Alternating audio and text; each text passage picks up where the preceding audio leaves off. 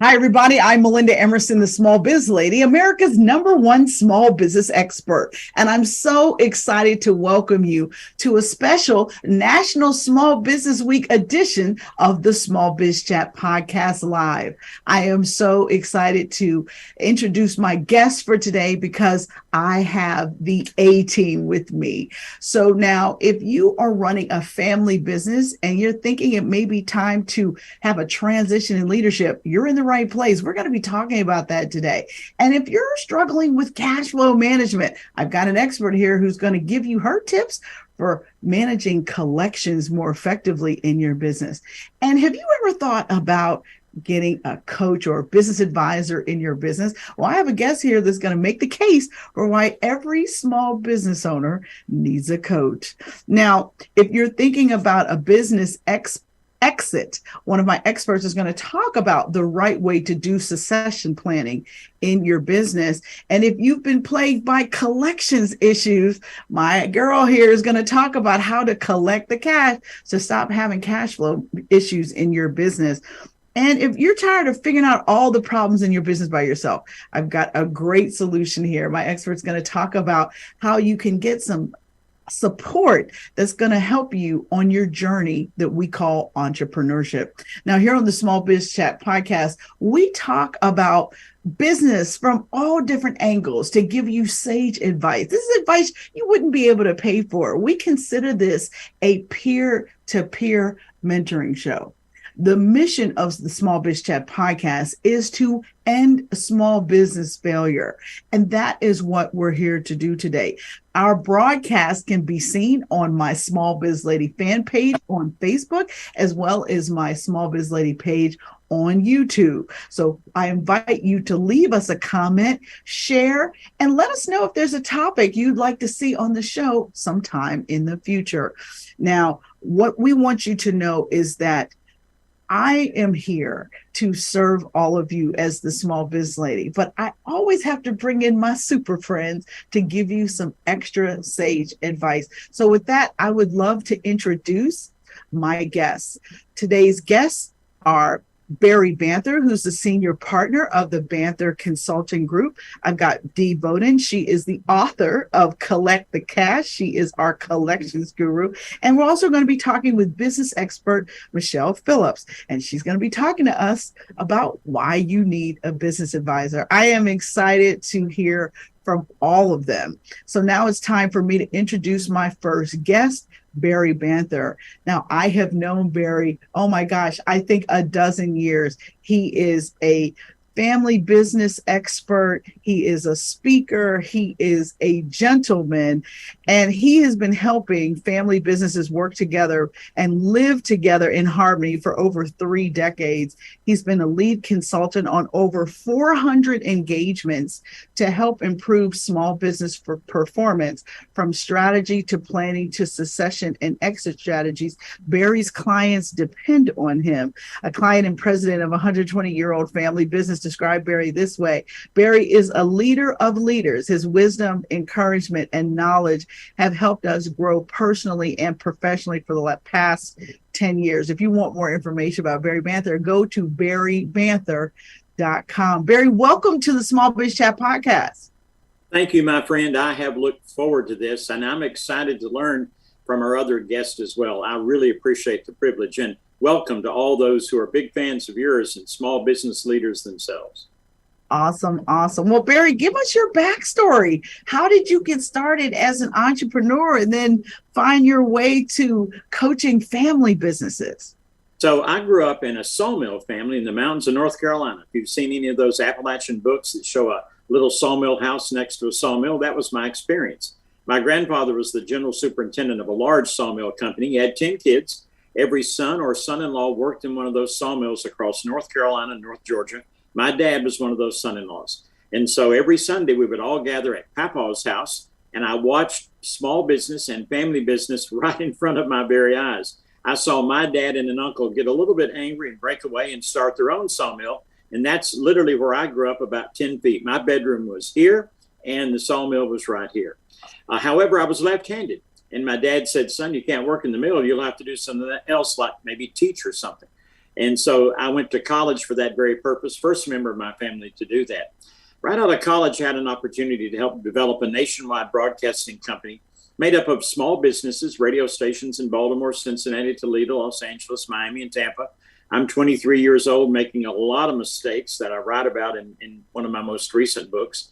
But then I began studying small business, doing my graduate work in it, and then I began to teach in college, teaching small business and business management. I served in the administration of 3 Florida governors as their appointee to oversee all private higher education in Florida. And I was elected 3 back-to-back terms as chairman of the state board, responsible for about 500,000 students in 106 schools. And I really didn't like it. In fact, I remember the day that we had a hearing in Tallahassee. We got back to the executive office building, and I said to our leader at the time, our executive director, I said, get Governor Bush's chief of staff on the phone. I'm quitting this job today. And he said, you can't do that. Everybody wants your job. I said, tell them to come get it. Well, I was only 37, but I knew I wanted to spend the rest of my life with small businesses, just like the ones I grew up in.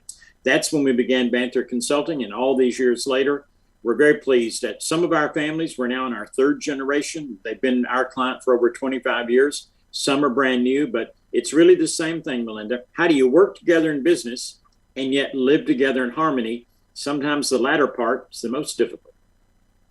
Well, let's talk about that, because I find it fascinating as you have had clients through 3 generations of the family running the business, because I wanted to share some statistics with you. 13%, only 13% of small businesses make it to the 2nd generation in a family.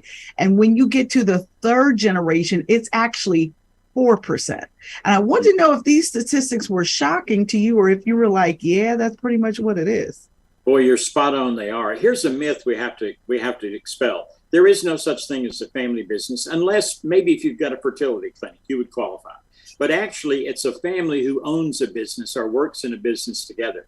And the first thing we do with the family is help them bifurcate. Here's the business, here's the family, and there are very certain things we have to do in both in order for that to succeed.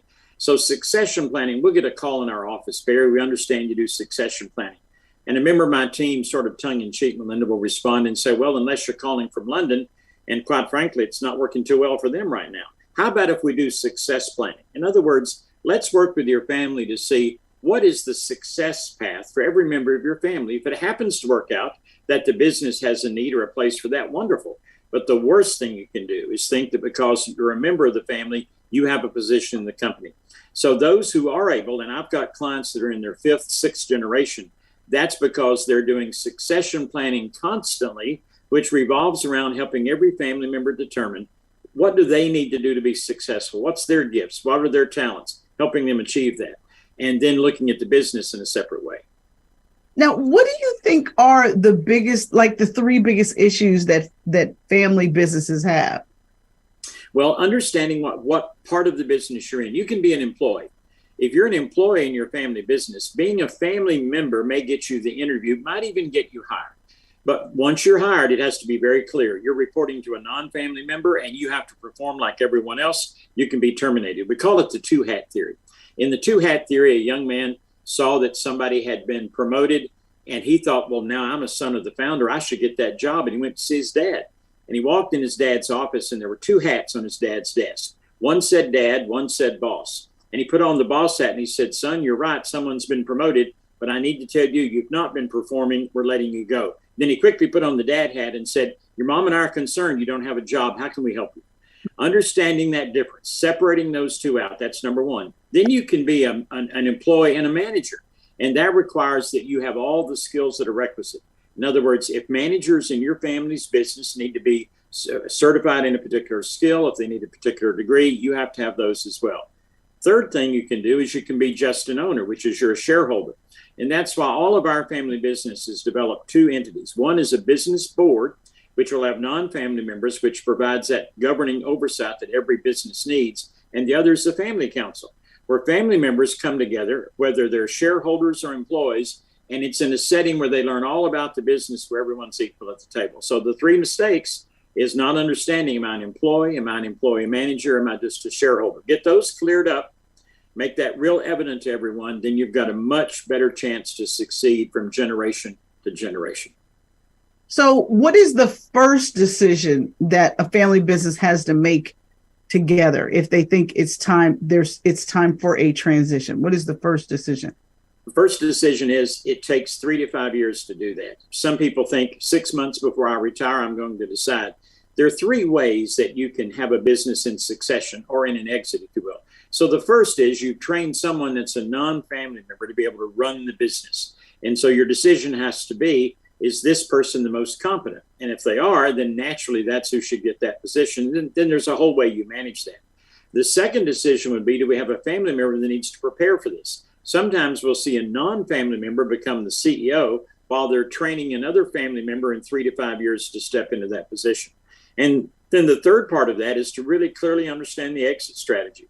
Do we plan to have this family in business for generations and generations, or do we plan to have an exit where we sell at some point? It's doing all of that planning, that comprehensive family business planning. Then you're able to respond to the tyranny of the urgent that occurs, of the unexpected, and you can make an informed decision. So it's not, Melinda, it's really not too much different than a business that's not owned by a family. But in a family-owned business, it's imperative that you do the planning that's necessary to make sure you're ready for any contingency. Now, one of the questions I want to ask you is, sometimes I think people in family businesses get messed up because it's like, what comes first, the business or the family? And I think that you have seen, brothers not speaking for, a dozen years or whatever because of some fight at the office. So how do you maintain the cohesiveness of your family when there are big business disagreements? So I have one family that's very well-known family. Some of your listeners undoubtedly would know their name if I mention to them. You see them on the front page of the newspaper and television. They're all together. The truth is they don't speak. When I have their family council meetings, we're in a hotel. I have one family in one room, another family in another room, and I'm going back and forth between them. And so for families that are in that kind of division, we look for the opportunity to recommend to them to get counseling. I have 2 clinical psychologists on our team that are prepared to help a family. We've had some great success with families moving through that.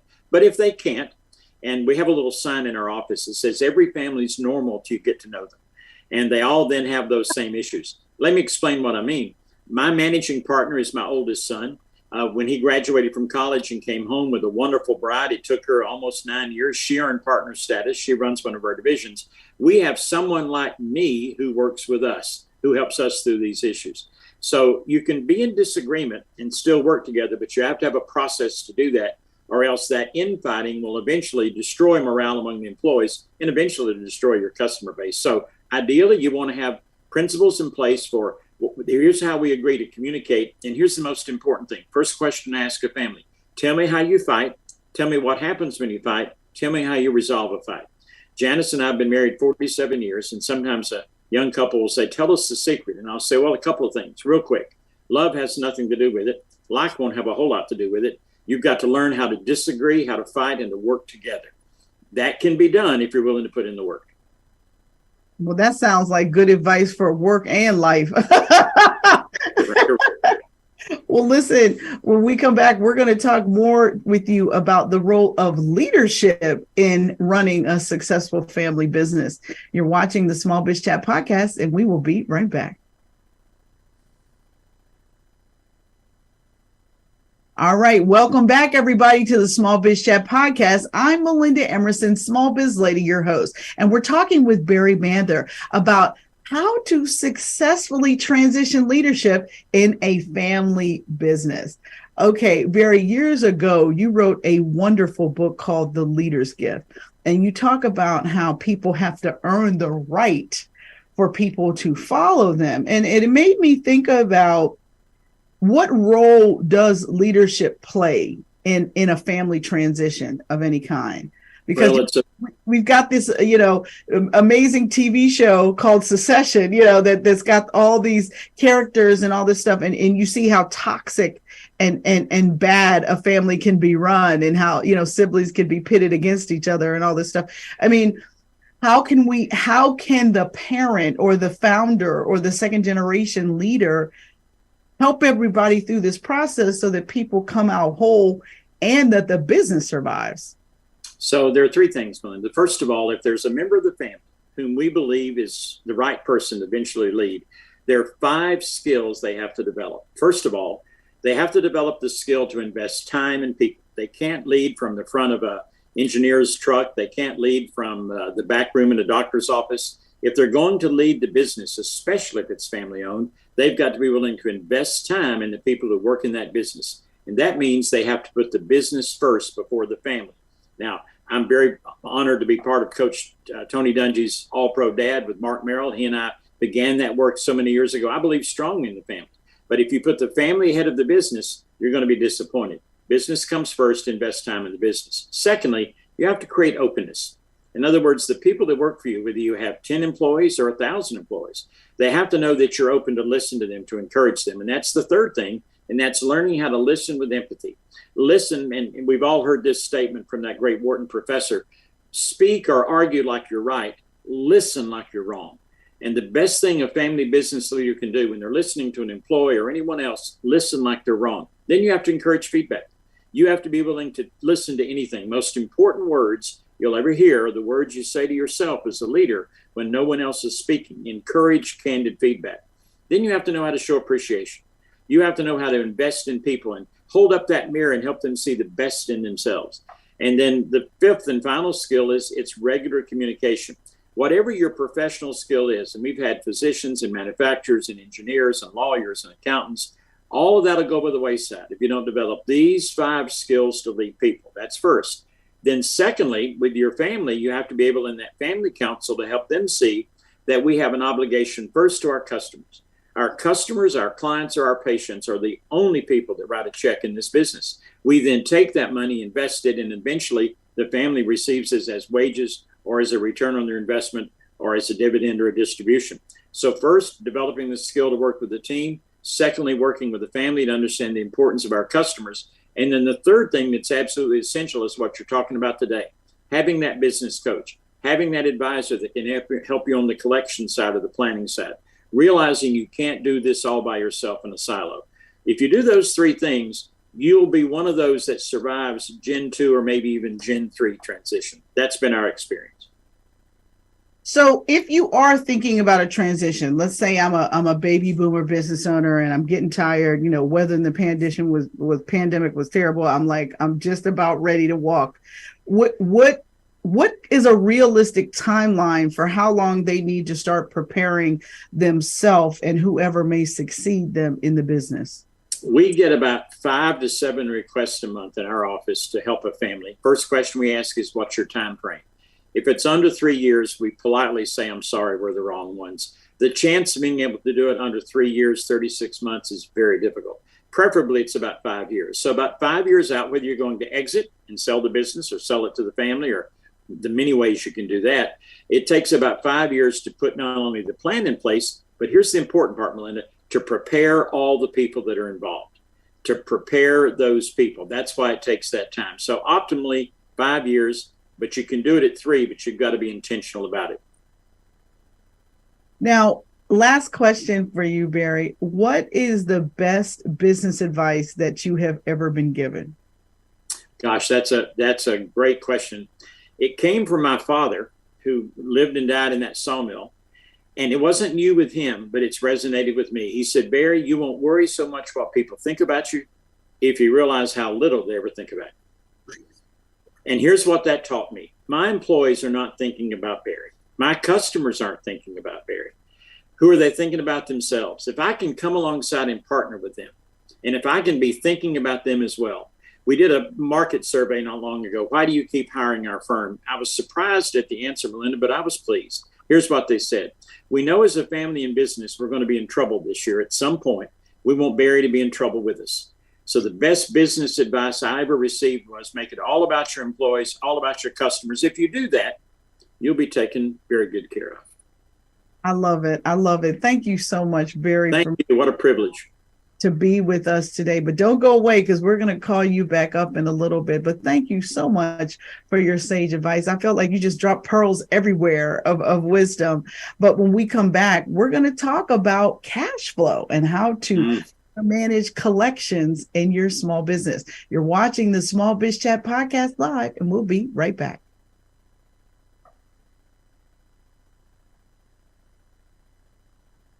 All right, welcome back to the Small Biz Chat podcast. I'm Melinda Emerson, Small Biz Lady, your host.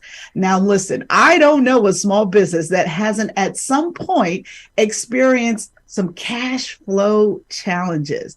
But listen, if you are watching us right now on our Small Biz Lady fan page on Facebook or on YouTube, give me a yes in the chat if you have had cash flow issues in your business. Well, if you have, you are in the right place, because my next guest is going to tell us all how to collect the cash. And I'm so excited to have her with us today. So don't forget to subscribe to our channel and share this show so that other people can get all this juicy insight about how to run their business better. Now, let me welcome my next guest. Her name is Dee Bowden, and she is the founder of BCS Solutions, and she is the author of the book, Collect the Cash. She works with small businesses who want to solve their cash flow problem. Her mission is to keep businesses in business. After collecting $6 million in 60 days while working for a small IT company, she realized small businesses had fallen prey to revenue loss because they don't collect outstanding debt. And so she has a revenue recovery strategy that she's used, and she's been featured in Forbes, Black Enterprise, and Thriving Global magazines. One of her strategies she uses is reciting affirmations. I want to hear more about that. Welcome, Dee Bowden, to the Small Biz Chat podcast. And you guys can check out her book at collectthecash.biz/book. Dee, welcome to the Small Biz Chat podcast. Thank you so much, Melinda. And actually, let me do a course correction. My last name is actually Bowden, but it's all good. All right. I will make sure. I hope to fix that going forward. So, Dee, tell us your backstory. How did you become an entrepreneur? Well, the story goes like this. The way I say it is, you want to know what had happened was. So what had happened was I used to work for a small IT company outside of Boston, where I'm originally from. You've worked in corporate, all of you have, and you know how it is.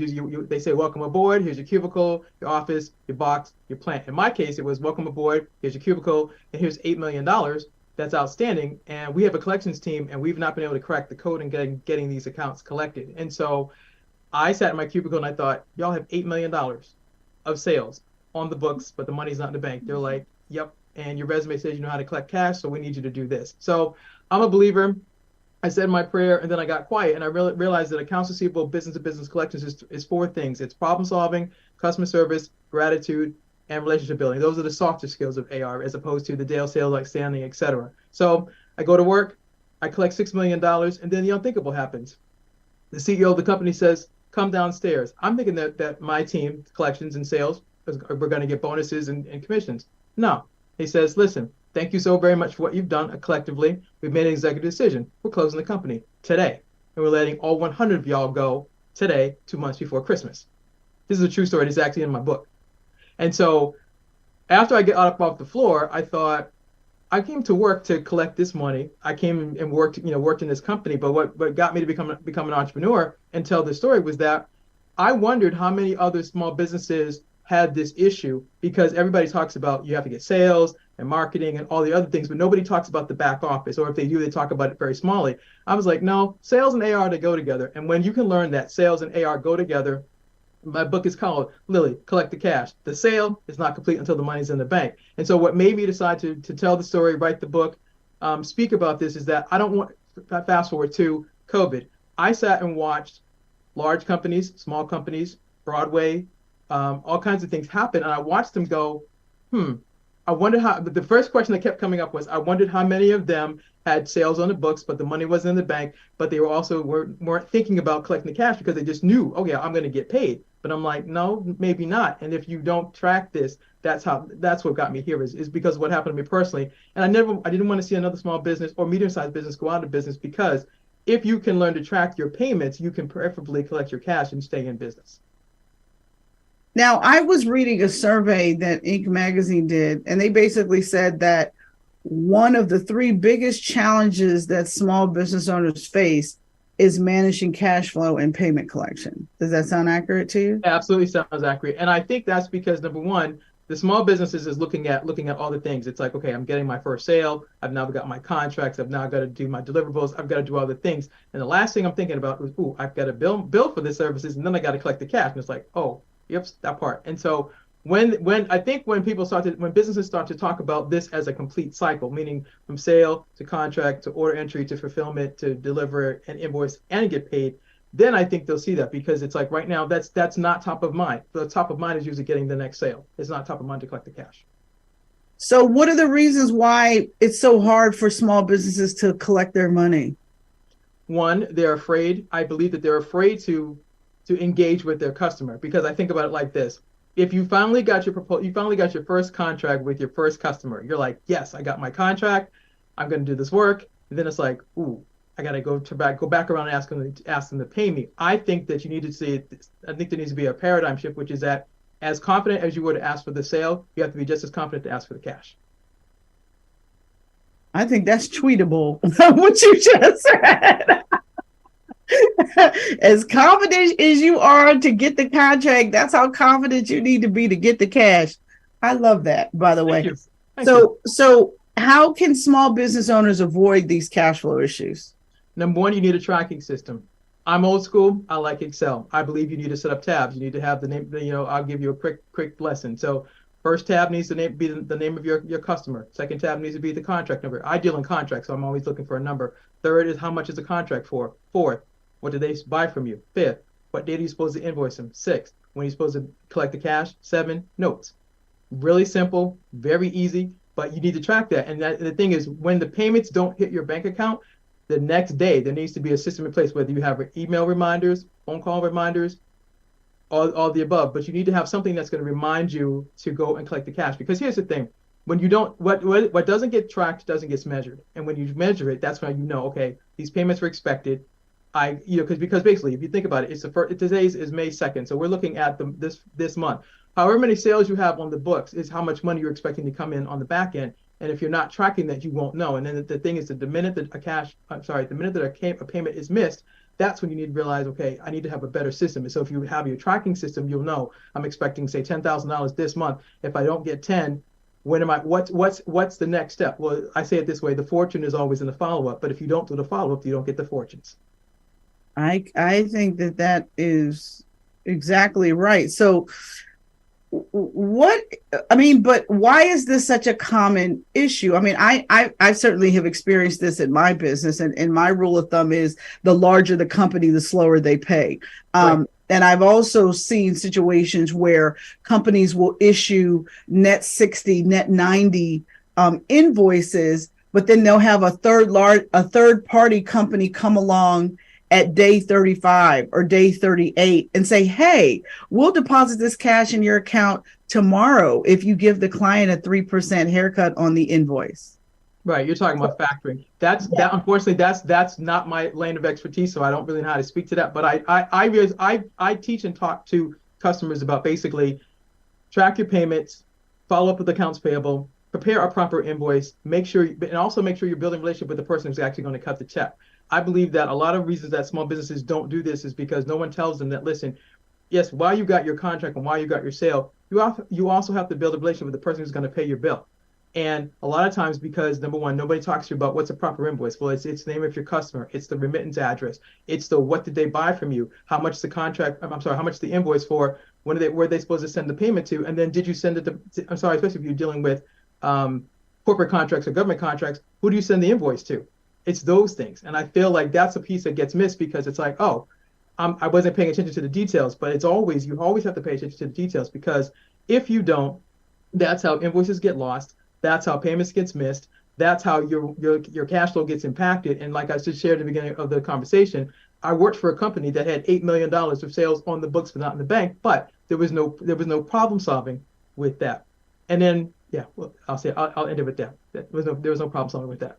Well, how you have to wonder, how could a company survive with $8 million outstanding? A small business, anyway. I mean, that seems like a lot. I mean, I don't know how big the company was overall, but that's like, how do you go with $8 million unpaid invoice? That just seems crazy. I'll speak to that, because when I got hired, I'll be totally transparent. When I got hired, I was in shock. I was like, y'all have how much? They're like, yeah. And here's the thing, it wasn't just me. They actually had a collections team. So the first question that came up for me was, okay, level of skill to do this work. Because clearly, when you're doing accounts receivable, you have to be a problem solver. You have to get into the weeds. You have to ask the right questions. You also have to figure out, okay, follow the sales transaction. So what happened with the sale? What happened with the contract? What happened with the payment terms? And then in one of the cases of one of the contracts or one of the vendors, they said, D, of the $8 million that you're owed, $2 million can be collected when you acknowledge that we changed our billing system. So for example, I called the vendor and said, hi, I'm D, I'm calling on behalf of whatever company. They said, well, we changed our billing system. It would be like going from like Microsoft Excel to say QuickBooks or another billing system. And I said, when did you notify the company? They said, oh, we sent out an email to all of our vendors saying we're changing billing systems. And my first thought was, wow, how did my former team, miss this email? That's the first question. And then how come nobody thought to call them and say, hey, what happened? So I asked for the email. I took it to the comptroller at the time, and she was like, are you serious? So we can get 2 million of the 8 million if we just reformat the invoices and submit it to the new system. Yes, that's called problem solving. But that's the key that was missing, because no one took the time to ask the question of how come this isn't happening, versus what the way AR is usually seen is that you're basically dialing for dollars. And unfortunately, that's the perception. Everybody thinks that AR collections is straight dialing for dollars. It's usually seen as extremely aggressive. It's not seen as you have to do the problem solving, the customer service, the gratitude, the relationship building, and the follow-up. That's how I do collections, and which is very different than most people talk about it or do it. But you also use affirmations as Yes. part of your process. Can you talk to us about that? Sure. The reason I use affirmations is a mindset. It's basically, how are you talking to yourself before you get on the phone? I do it this way. I call it call it the collection zone. There's pregame. So for all y'all who like sports, y'all will appreciate this. If you're a sports fan, you'll love this. Collection zone. Pregame. How many accounts do you have that are net 30, net 60, or net 90? You have to get into the mindset of how you're going to deal with those customers, because there's one or more reasons why you haven't gotten paid. So that's the pregame. Game day. You gotta set aside a time to make your calls, and you have to be ready for challenges, questions, course corrections, invoices that were misplaced, data entry errors, all the things. And then there's post game, which is celebration. I firmly believe that you need to celebrate your payments. The affirmation is, what are you saying to yourself? Are you saying that, oh my gosh, this customer is so challenging. Oh my gosh, this customer is such a pain. Or are you saying, you know what, I'm confident I can do this. I know how to collect the cash because I know how to problem solve. I know how to engage with my customer. I know how to get from what had happened was to how do we win. That's the affirmation process. That's what I use. I love that. That is so empowering. And, I think really, really important. And when we come back, I want to ask you a little bit more about how businesses can better prepare themselves to collect the cash. You're watching the SmallBizChat podcast, and we will be right back.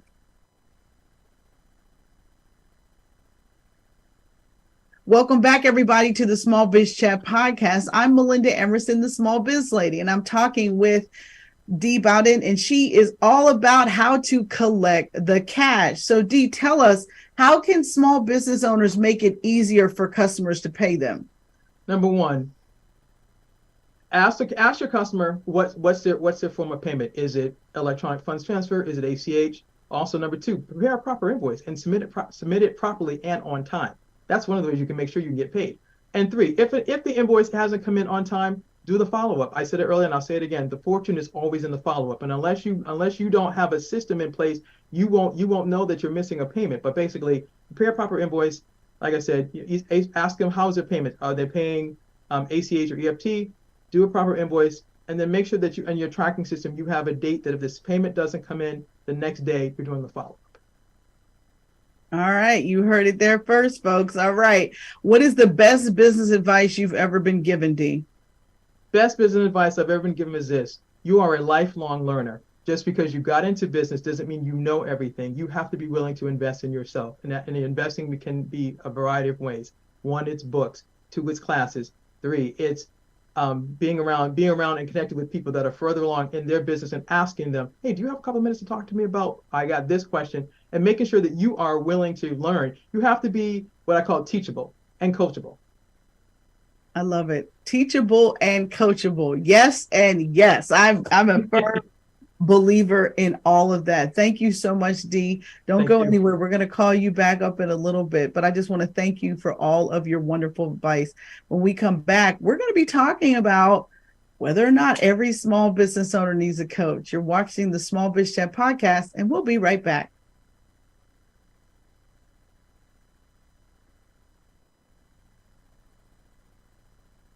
Welcome back. I'm Melinda Emerson, the Small Biz Lady, your host, and you are watching the Small Biz Chat podcast live. I am so excited to be talking with my next guest. Her name is Michele Phillips. And Michele is a veteran entrepreneur, a seasoned business advisor with over 20 years of experience. She knows the excitement and challenges that come with leading a team and business, both large and small. Michele succeeded in an industry where 80% of businesses fail. Not only did she grow, but successfully exited her company after 8 years. She scaled her business to 7 figures with 14 to 17% profit year over year. Beyond her experience as an entrepreneur, Michele also excels in sales and project management. She also excelled in sales and project management in the corporate banking world. For more information about her, you can go to cultivateadvisors.com. Michele, welcome to the Small Biz Chat podcast. My apologies. Hello, Melinda. Thank you for having me.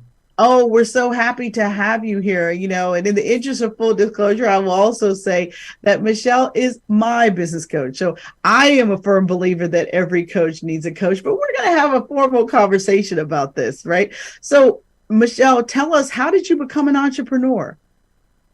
Gosh, it all started at the tender age of 8 when my sister and I set up our first lemonade stand, right? So, and from there, my aunts and uncles always owned restaurants and we worked there. So we were really exposed to that environment. I found, though, that I was really attracted to the financial world, and I ended up actually gravitating into banking, mortgage banking. So I was there for probably almost 20 years. I obviously started very young, Melinda, as you know. And then I moved all over the country I was with Chase at the time. And I enjoyed it, but it was around 2010. And those of you who lived through that time remember it was not really a great time to be in mortgage banking. And you just worked really hard and it was really frustrating. And I thought to myself, you kind of landed in mortgage. Is this really what you want to do? Is this where you want to be? And I realized that, gosh, it wasn't. I wanted to create something. I wanted to do something different. Now, don't get me wrong. There are lots of times I have really tried to question the logic of leaving that cushy, lucrative corporate job, but I did. I was living in Texas. I wanted to live in San Diego, so I moved and I bought an existing hair salon and day spa. And I realized after doing that the reason I bought that is because I was a really good client and I thought that would make me a really good owner. And so your other guests are probably saying, no, Michele, that doesn't translate. And you know what? It doesn't. So I spent the first about 18 months learning all the things that I didn't even know that I didn't know. And in the end, though, we rallied together. I reimagined it. We rebranded it. And I had a business that was really an amazing space for our employees and for our clients. And I was just really super proud of what we built. Wonderful. So you exited your business, then what? Well, I would touch some of what Barry said. So, you think about exiting your business and that requires a lot of planning. So it was a good 3 years before I ever even sold the business that I started thinking about what do I need to do to get there. And in my business in particular, it's a lot of goodwill, right? There's not contracts to sell. There's not a lot of recurring revenue. So I had to really focus on getting that revenue as high as I could, getting that profitability up there, and then focus on those intangibles around processes and systems. So that's where my corporate experience really came into play. I use that to systemize things down to how we set up our relaxation area on holidays, right? We were really super focused about training, onboarding, how things were handled from a customer perspective. And I was able with that to turn that business into an asset that I was able to sell. So then I sold that business. I took about 6 months off my daughter ever so conveniently. had a little baby during that time. So I was able to just hang out and play with a precious little baby boy. Love it. Love it. So you are now a business advisor. Tell me, what is the key difference between what you would call a business advisor and maybe like a business coach per se? Sure. I will tell you that we really focus on being more of a partner, a non-equity partner, right? So a lot of times in coaching, it's sometimes it's only mindset. Sometimes it's a plan that they want you to follow very specifically. Whereas what we do at Cultivate, and what I in particular do, is a very tailored advising session. So we get in first with that business owner. Let's talk about what your goals are. Let's get some real clarity around those plans, around that vision. And then let's break that down. If we're going to hit that, what are the things that we really need to look at and measure? How are we going to do that? And then how do we create some tracking, right? Dee talked a lot about tracking. How are we going to track our success against those metrics? So that's, to me, it is all about that. And then that implementation, right? So it's really that getting clarity, partnering in terms of what actions do we need to take, and then holding some tension and moving forward on those action items. So what would you say are the three biggest challenges that you see most often with your clients? It almost always starts with financials, right? So they, in some cases, they're managing their business from their checkbook. Dee talked about this. People are afraid of money. So they got in this business sometimes to make money, but then the money sort of frightens them, and they don't want to get in there and really understand, what are your financials? How do you make money? What is your profit and loss? They're often underpriced, undervalued. So, and they're not making decisions from that financial data, right? So that's really a big one.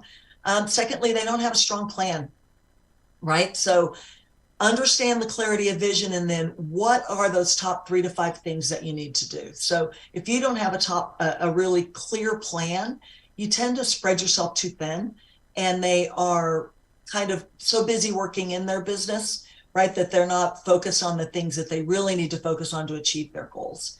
And then for the third thing, I would say, and I really thought about this, but I think it's a little bit of loneliness. Running a business is hard, and people who are not entrepreneurs don't necessarily realize the pressures of that.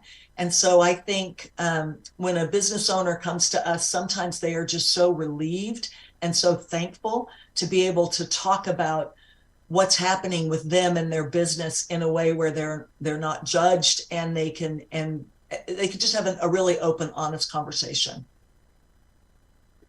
So what do you think is the true value of a business advisor?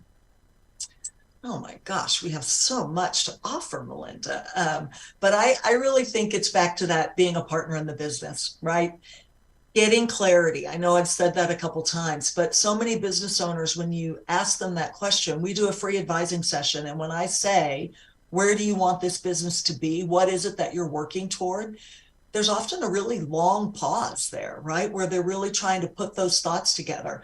So getting that clarity and putting that plan together, and then prioritizing it so that you know what you need to do next to implement. And then we provide accountability and we hold tension.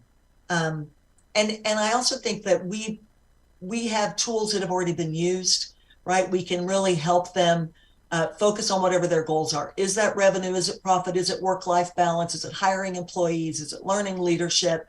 We provide value in the area that they most need it. Right. So you don't have a formulaic kind of, cookie cutter, like every business you come in, you put them through the gauntlet in this way, and this way. You sort of, basically you're saying you tailor make it to what they need or what they're struggling with. So do you feel like a business advisor is really helpful to improve sort of like the financial planning of the business?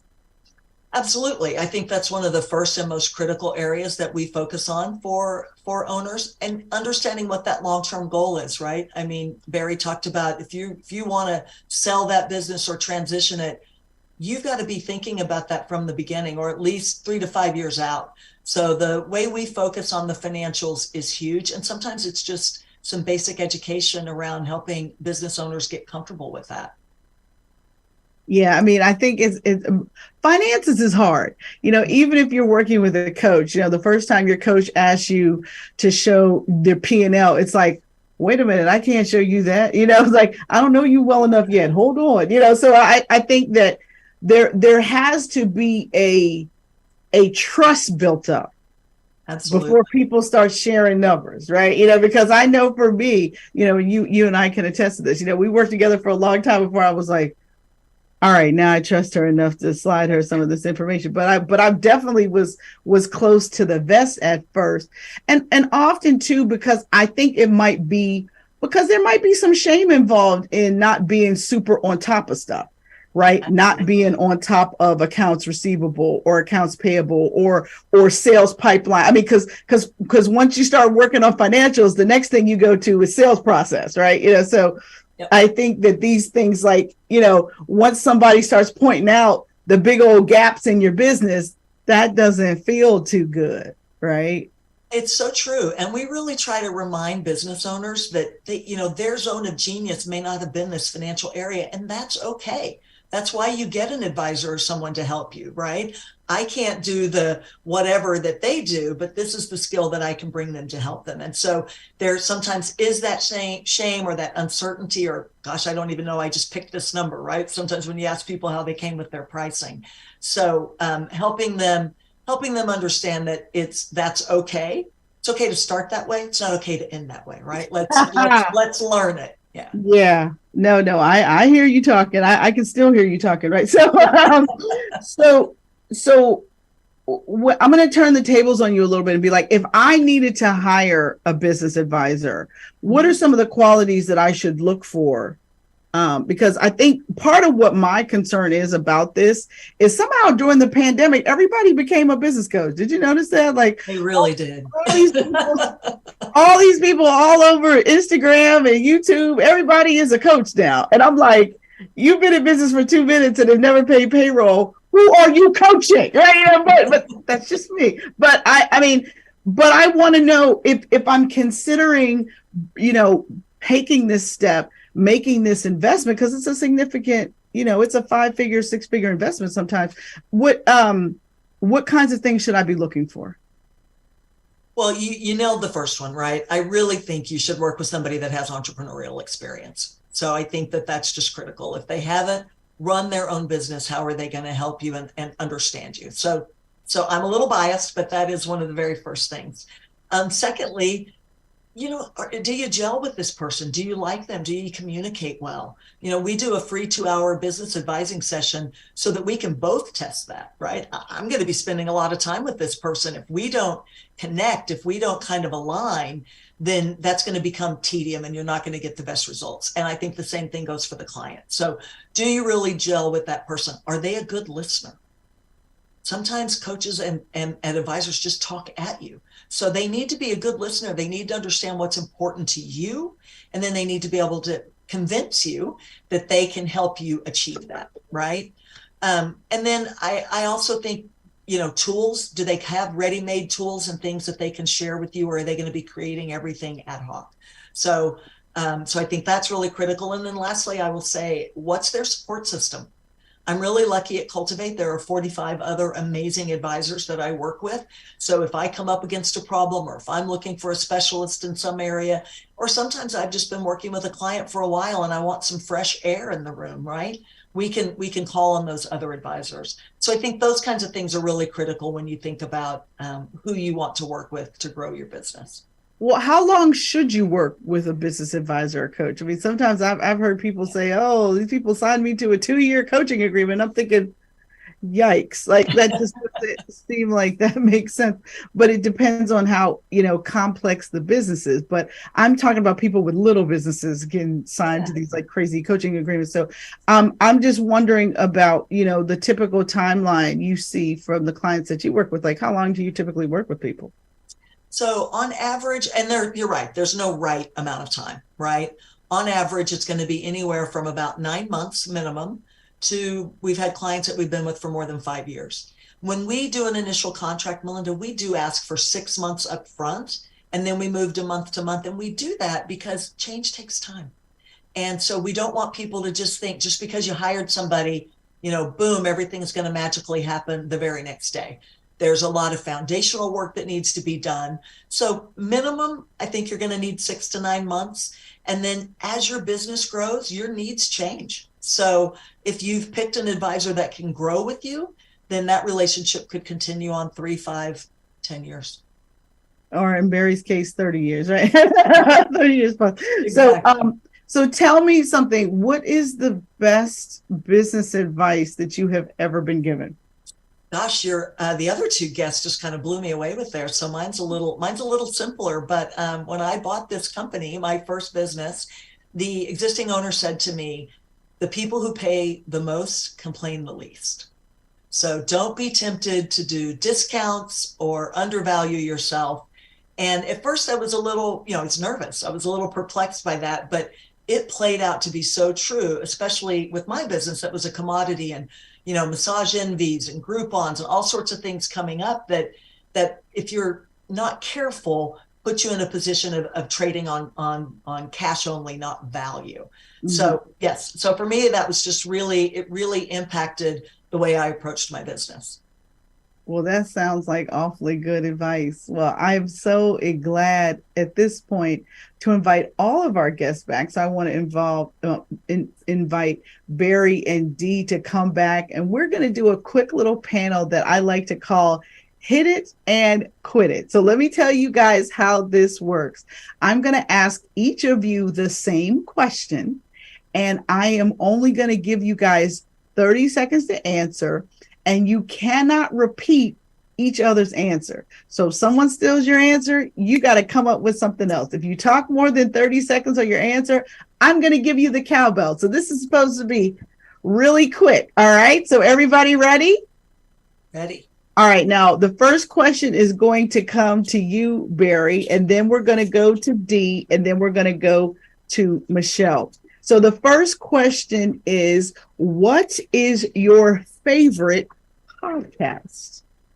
Well, my favorite podcast is the Small Biz Lady, obviously. I mean, if I didn't say that. So I will say that mine is selfishly Classical Breakdown by John W. Banther, my son, #1 classical music podcast. He interviews musicians and musical leaders on how and why they do what they do. And it has so much business application.